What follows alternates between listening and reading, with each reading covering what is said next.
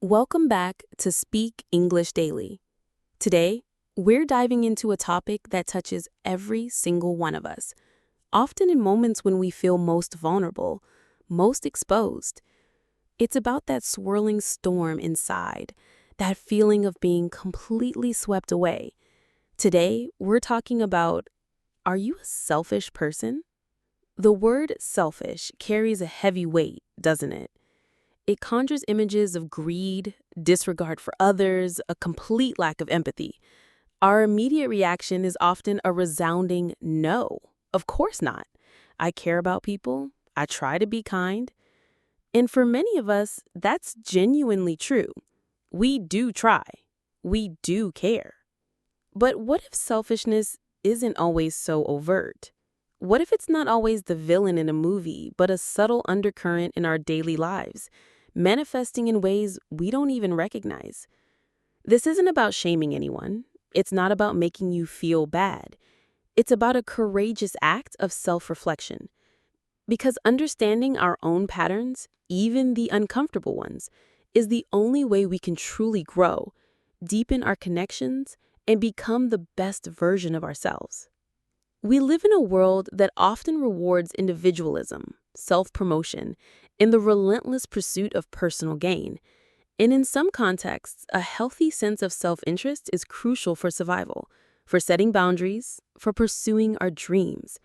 But there's a delicate line between healthy self-interest, which nourishes you so you can then contribute to others, and true selfishness, which drains others to feed your own perceived needs. So, in this episode, we're going to dive into the nuances of selfishness. We'll explore what it truly looks like, often beyond the obvious. We'll consider why these tendencies might emerge within us. And most importantly, we'll talk about how we can shift, how we can cultivate greater empathy, foster deeper connections, and find genuine fulfillment not in taking, but in authentic relating. Let's begin by defining what true selfishness often looks like. It's not just about hoarding money or refusing to share your last cookie. Often, it's far more subtle, woven into the fabric of our everyday interactions. One of the most telling signs is a lack of genuine empathy. This isn't about being a psychopath.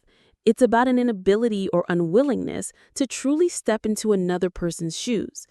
Do you find yourself quickly dismissing others' feelings or invalidating their experiences because they don't align with yours? Do you struggle to imagine what someone else might be going through, especially if their pain doesn't directly affect you? When conversations consistently revert to your problems, your triumphs, your feelings, with little space for others, that's a subtle sign that empathy might be taking a back seat. It's not that you can't feel it, but that you're not consistently practicing it. Another common manifestation is taking without giving. Think about your relationships, friendships, family, even professional connections. Do you find yourself consistently receiving favors, advice, emotional support, or attention, but rarely reciprocating? Are you quick to ask for help, but slow to offer it? Do you lean heavily on others for validation or comfort, but struggle to be there for them when they need you? One-sided relationships where the flow of energy, effort, and support is primarily directed towards one person are a clear indicator of a selfish dynamic. It's about always being the receiver, rarely the giver. Then there's the constant need for attention and validation. Do you find ways to subtly shift the focus of any conversation back to yourself? Do you dominate discussions or feel restless when the spotlight isn't on you? Is your mood heavily dependent on external praise or approval? While we all appreciate recognition, a relentless need for it to the point where you overshadow others or feel threatened by their success can point to a self-centered pattern. Everything becomes about your experience, your feelings, your story. Consider also blame shifting and a lack of accountability. When things go wrong, is your first instinct to find external reasons or to point fingers at others? Is it difficult for you to genuinely take responsibility for your actions and their impact, especially when they cause discomfort or harm? True selfishness often manifests as an inability to own your mistakes, to apologize without caveat, or to accept consequences for your behavior. It's about protecting your ego at all costs, even at the expense of honesty and integrity. And what about controlling behavior? This isn't always overt manipulation. It can be subtle efforts to orchestrate situations, conversations, or even others' emotions to ensure your own comfort or benefit. It could be micromanaging or passive-aggressive tactics to get your way, or even feigning helplessness to elicit desired responses. This behavior stems from a need to manage your external world to match your internal preferences, often disregarding others' autonomy.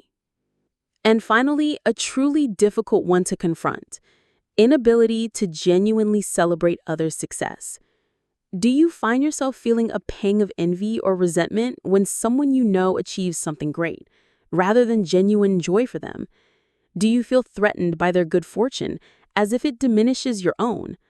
This often subtle reaction indicates a scarcity mindset, where others' gains are perceived as your losses, rather than recognizing that success is not a finite pie. Now, I want to make a crucial distinction here. This is not to be confused with healthy self-interest. Healthy self-interest is about prioritizing your well-being, setting necessary boundaries, pursuing your goals, and nurturing your own cup so you can then pour into others without resentment. It's about knowing your limits, saying no when necessary, and making choices that support your mental, emotional, and physical health. This is not selfish. It's essential for thriving and for being able to genuinely contribute to the world.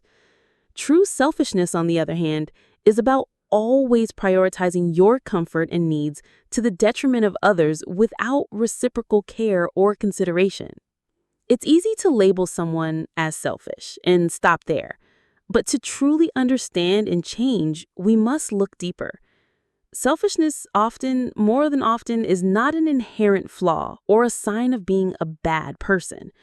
It's frequently a symptom of deeper issues, unhealed wounds, or unmet needs. One of the most common roots is insecurity and low self-worth. When someone doesn't feel sufficient, lovable, or worthy in themselves, they may try to take from others to fill that internal void. They might constantly seek attention because they don't feel seen. They might try to control situations because they feel a lack of control internally. They might struggle to celebrate others because their success highlights a perceived inadequacy in themselves. This isn't malicious. It's a desperate attempt to feel whole or important, driven by a deep-seated belief that they are not enough. Related to this are unmet needs, often from childhood. If a person never truly felt seen, heard, or cared for consistently during their formative years, they might develop a constant taking mindset in adulthood. They might unconsciously believe that they have to fight for what they need, or that others won't provide for them unless they demand it. This isn't necessarily about material things. It's often about emotional needs, like validation, security, and belonging. This can manifest as an insatiable need for attention or a tendency to view relationships as transactional. Fear is another powerful driver. Fear of loss, fear of rejection, fear of vulnerability, fear of not having enough, fear of being hurt. When we operate from a place of fear, our default setting becomes self-preservation. We put up walls, prioritize our own needs over others, and become guarded. This can manifest as an inability to share resources, a reluctance to be emotionally vulnerable, or a tendency to control others to mitigate perceived threats. It's a defensive mechanism, an attempt to protect a fragile inner self from potential pain. A significant factor is also a lack of emotional intelligence and self-awareness. If we haven't developed the capacity to understand our own emotions, triggers, and the impact of our actions, it's very difficult to be truly empathetic. We might genuinely not realize how our behavior is affecting others, or we might struggle to connect our internal state with our external actions. This isn't malice, but simply a skill deficit that can be learned and developed. And in some cases, selfish behaviors can be learned behaviors.